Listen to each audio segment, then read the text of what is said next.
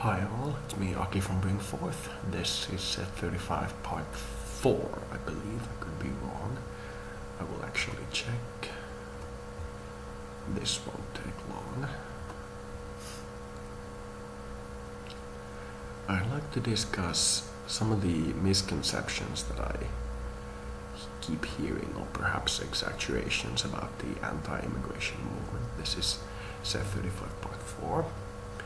And I'd like to say that nobody respectable in the anti-immigration movement is talking about limiting the entry of individual people and of skilled workers.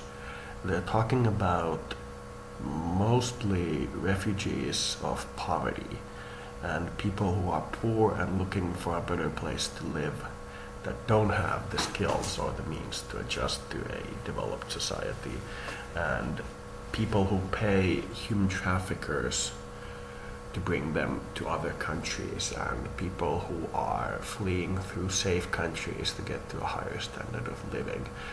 These are all, in a simple way, commendable on an individual level actions, but they aren't good for the European community, and they aren't good for the countries that they go into for the most part. This is most easily distinguished by how unwell the native populations in regions that Europeans significantly immigrated into were treated. So we can't really expect a different reaction from people who move into this region than the reaction we had moving into other regions. So it's going to be something similar to a warlike attitude. Now, we aren't talking about limiting individual people's right to be in another country. This is from, if you as an individual bring somebody over to your country and you pay for their visit, or they pay for their own visit, and after they have visited they start applying for nationality. This is something we are not against. We are against the massive immigration of people from poor countries without any proper access to this country before they start moving. They are just moving towards a better standard of life.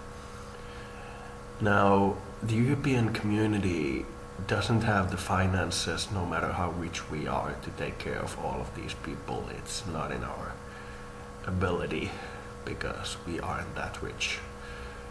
And